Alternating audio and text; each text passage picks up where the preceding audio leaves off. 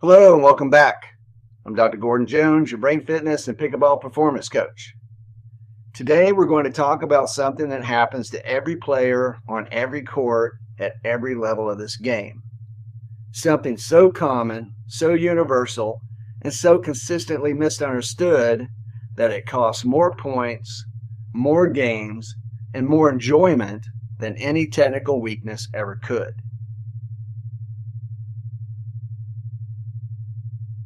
We're going to talk about emotions on the court.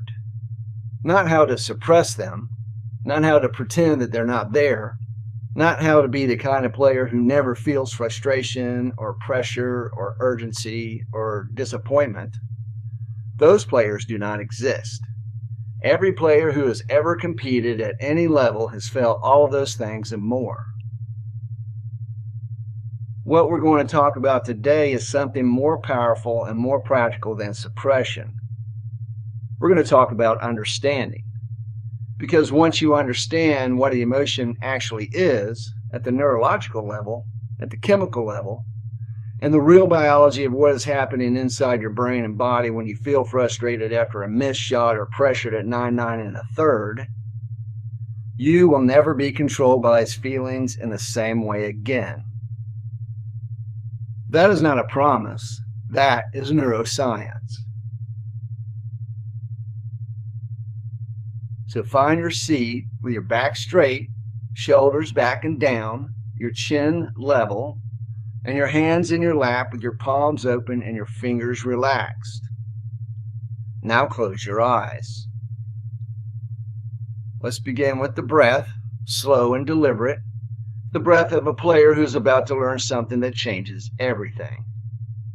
Breathe in slowly through your nose, filling your abdomen first, and then your chest. In, 2, 3, 4. Hold, 2, 3, 4, 5, 6. Exhale completely through your mouth, 3, 4, 5, 6, 7, 8. Hold out, 1, 2. Again, in, 2, 3, 4. Hold, 2, 3, 4, 5, 6. Out, 2, 3, 4, 5, 6, 7. Hold out, 1, 2. Now one more time and let this one carry you all the way in. In 2, 3, 4. Hold, 2, 3, 4, 5, 6. Out, 2, 3, 4, 5, 6, 7, 8. And hold out, 1, 2. Now let your breathing return to its natural rhythm and give it back over to your other than conscious mind. There will be moments during this session where my voice pauses. That is your time to process, to feel what we're building, and to let it settle into the deepest layers of your nervous system. When my voice returns, we'll continue. So be patient, stay relaxed, and take it all in.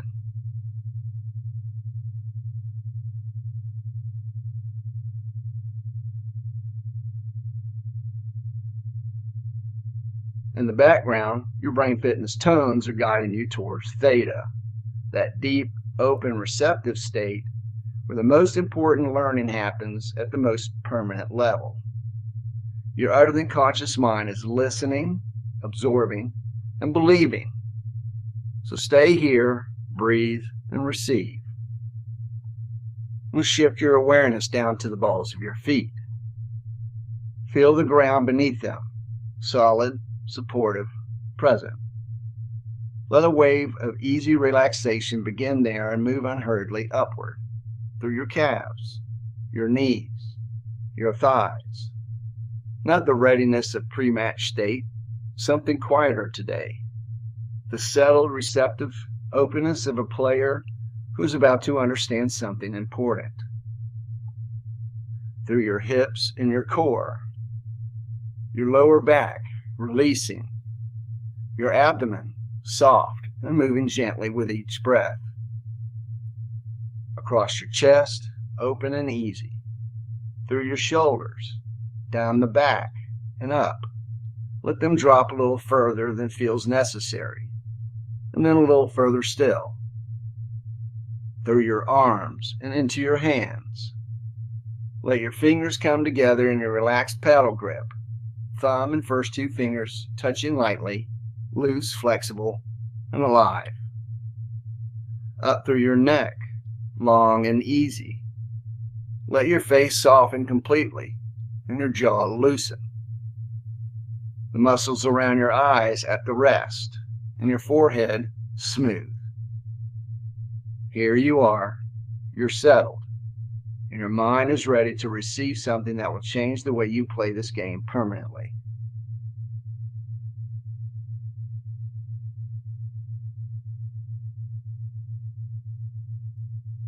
Let me tell you what actually happens inside your brain when you feel an emotion on the court. Deep in the center of your brain lives a structure called the limbic system. This is your emotional brain. It is ancient, fast, and powerful. Its primary job is not pickleball. Its primary job is survival. It is scanning constantly for threats, for danger, for anything that signals that something's wrong and action is required immediately. The limbic system does not think, it reacts. And it reacts in the only language it knows, chemistry. When it perceives a threat, it releases a cascade of neurochemicals into your bloodstream. Cortisol, adrenaline, the chemistry of urgency, of alarm, of fight or flight. On a pickleball court, the limbic system cannot tell the difference between a genuine physical threat and a missed third shot drop at a critical moment in a tournament match.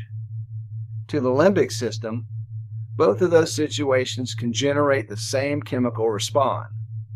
A surge of cortisol that tightens your muscles. A shot of adrenaline that accelerates your heart rate and narrows your focus. A chemical cocktail that was designed for running from predators being delivered into your nervous system because you popped a dink up at 9-9.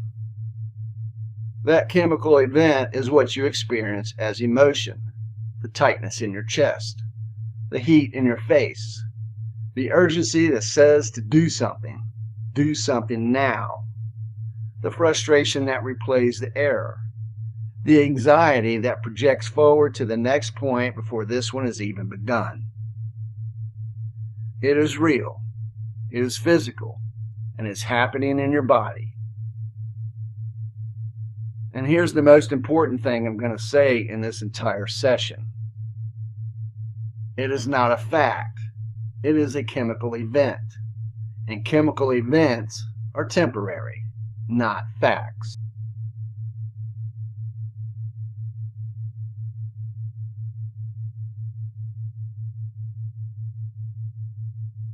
Here's the other side of the story, and this is where your power lives. Just above your limbic system, in the front of your brain, sits your prefrontal cortex. This is your thinking brain, your observing brain, the part of you that can notice an emotion, name it, elevate it, and decide how to respond to it rather than simply reacting to its chemistry. The prefrontal cortex is the CEO of your brain. It does not move as fast as the limbic system. It cannot. Thinking takes longer than reacting, but it is more accurate, more strategic, and more capable of making the decisions that serves you rather than the decision that simply responds to the chemical alarm. Here's the relationship between these two systems that you need to understand. When the limbic system fires and sends its chemical cascade through your body, it does not have to take over. The prefrontal cortex has the ability to observe that chemical event, recognize it for what it is, and choose a response rather than simply executing a reaction. That ability is not automatic. It is trained. It is exactly the kind of skill that your brain fitness sessions have been building since session 1. Every time you took your breath between points instead of reacting to a missed shot, You are using your prefrontal cortex to regulate your limbic system. Every time you use your reset ritual to return to neutral after an emotional moment, you are choosing the thinking brain over the reacting brain. Every time you held through the discomfort of the capacity breath rather than releasing it early, you were training the exact neural pathway that allows you to observe a feeling without being controlled by it. You have been building this skill the entire series. Today, you understand what it is and why it works.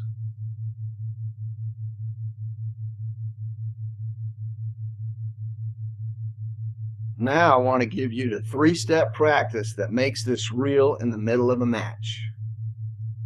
The first step is notice it. When the limbic system fires and the chemical event begins, the first skill is simply recognizing it, not judging it, not fighting it, not trying to stop it, just noticing it clearly. There's a feeling here. My chest is tight. My jaw is clenched. There's an urgency I can feel in my hands. Noticing an emotion without immediately reacting to it creates a gap, a small but critical space between the chemical event and your behavior. That gap is where your prefrontal cortex operates.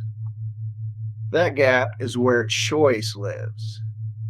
And without the noticing, the gap does not exist. The chemistry flows directly into behavior without any filtering at all. The second step is name it. Once you have noticed the feeling, give it a name. Not a story, not a judgment, a name. Frustration, urgency, anxiety, or disappointment. The act of naming an emotion has been shown in neuroscience research to measurably reduce its intensity. When you label an emotional state, you activate your prefrontal cortex and simultaneously reduce the activation of your limbic system. The name itself is the intervention. Not, I'm so frustrated, I keep making that mistake and I always mess up at this score. Just frustration. One word, clean and clear and without a story attached to it. The third step is let it pass. Emotions are not permanent states. They are waves. Every emotion, if you do not feed it with additional thought and story, will rise, peak, and subside on its own. The chemistry that produces it metabolizes. The wave passes, typical emotion response, if not amplified by thinking about it, lasts somewhere between 90 seconds and 3 minutes. On a pickleball court, between points, you have 6 to 8 seconds, which means the wave is going to pass long before the next match, the next game, and certainly before the tournament is over. Your only job is to not feed it while it's rising. Notice it, name it, let it pass. Again, notice it, name it, and then let it pass. Now let's take this into a match. Stay relaxed and follow me inside it. You're in the middle of a competitive game. The score is tight. You've been playing well and the match has been close throughout. You are at 8-9 and you're serving your second serve in the third game. You serve. The return comes back deep and heavy. You set up for a third shot drop and the ball catches the top of the tape and drops back onto your side of the net. In the same fraction of a second that the ball hits the tape, something happens inside you. A surge of heat, a tightening in your jaw, a voice that says, not now, not this point. Why does that keep happening? The chemistry of the limbic system is already moving through your body before you have consciously registered that the point is over. You feel it. It's real and physical and present. And then something else happens. Something that this session is building in you right now, in this deep and receptive state. You notice it, not from inside the feeling, overwhelmed by it, but from just slightly above it. The part of you that can observe experience rather than simply having it steps forward quietly and says, "There's a feeling here." You name it. Frustration. One word. Clean.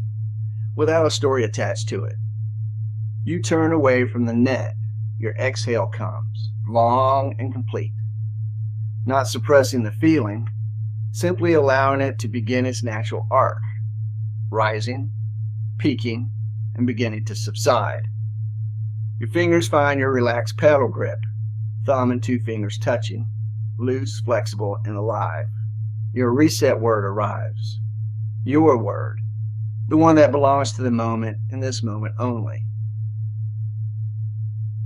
You turn back to the court. And here's what is remarkable. The feeling has not completely gone. The chemistry is still metabolizing, but it is no longer in the driver's seat. Your prefrontal cortex has stepped forward. Your thinking brain is back online. And the question it is asking is not why did this happen or what does this mean? It is simply, what is the smart play on this next point? Not the emotional play, the smart play, the simple, high percentage, trust what you know play that a calm and clear mind always finds faster than a reactive one.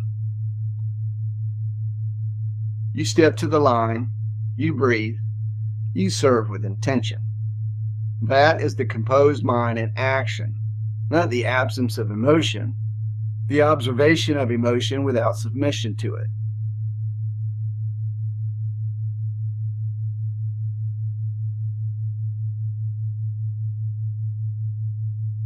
Now let's go one level deeper. I want you to think about the emotional patterns that are most familiar to you on the court. Not to judge them, but to understand them. For some players, the primary emotion challenge is frustration, the feeling that arises after a repeated error or a string of unforced mistakes. The chemistry that says something is wrong and needs to be fixed immediately, and which, when acted on, typically makes the technical problem worse rather than better. For others, it's urgency, the feeling that time is running out and the score demands action. That patience is a luxury the situation cannot afford. The chemistry that shortens swings, rushes serves, and turns a manageable dink rally into a forced error. For others, it's anxiety, the forward-projecting feeling that anticipates negative outcomes before they even occur. The chemistry that creates the very tension it was trying to protect against. And for others, it's what might be called emotional contagion, the tendency to absorb the energy of an opponent, a partner, or the crowd, and lose the internal tempo to an external source. Whatever your primary pattern is, notice it now without judgment. It is not a character flaw, it's chemistry tendency, a limbic response that developed because at some point in your competitive history it felt like it was protecting you from something. And it can be observed, named, and allowed to pass without governing your next shot. Notice it, name it, and let it pass. Your utterly conscious mind is receiving everything from this session right now and organizing it at the deepest level of your nervous system. The understanding that emotions are chemical events, not facts, that the limbic system fires fast and the prefrontal cortex observes clearly, that the gap between feeling and response is trainable, that notice it, name it, and let it pass is a skill that becomes more automatic with every practice. All of it is being encoded now, in this deep and restorative theta state, where the most permanent learning happens, not as information you need to recall consciously on the court, as a practiced, automatic orientation toward your own emotional experience that will surface when it's needed most. You observe emotions. You are not controlled by them. You remain calm under pressure because you understand what pressure actually is. A chemical event and a nervous system that's been trained to regulate itself. You choose clarity over impulse because your prefrontal cortex has been practiced session by session and stepping forward at exactly the moments when the limbic system is loudest. You trust simple, smart, high percentage play because you are no longer making decisions from the chemistry of urgency. You are making them from the clarity of a composed mind. That is who you are now. That is who you've been building across this entire series. Before we close, let's test your capacity breath. Let it be the breath of a player who's just understood something important and is carrying it into everything that follows. Breathe in through your nose in 2, 3, 4. Hold 2, 3, 4, 5, 6. Exhale completely 3, 4, 5, 6, 7, 8. And now hold the breath out all the way through 4, 5, 6, 7, 8, 9, 10. Excellent. You are getting better at this every session. And notice what that held breath asked of you. A feeling arose, the urge to breathe, the chemistry of mild discomfort moving through your body. And you observed it, and you did not react to it. You held through it and came out the other side clear and steady. That is not a breathing exercise. That is rehearsal of the composed mind every single time.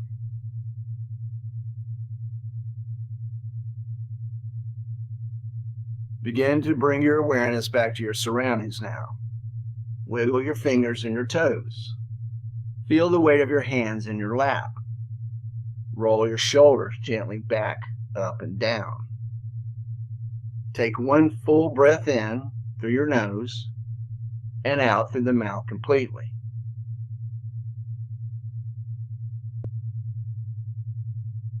Now lay your eyes open when they're ready.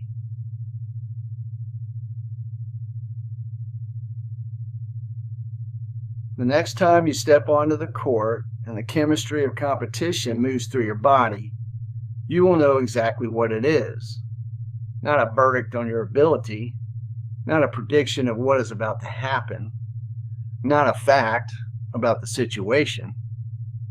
It's a chemical event, temporary, observable, nameable, and passing. Notice it, name it, and let it pass.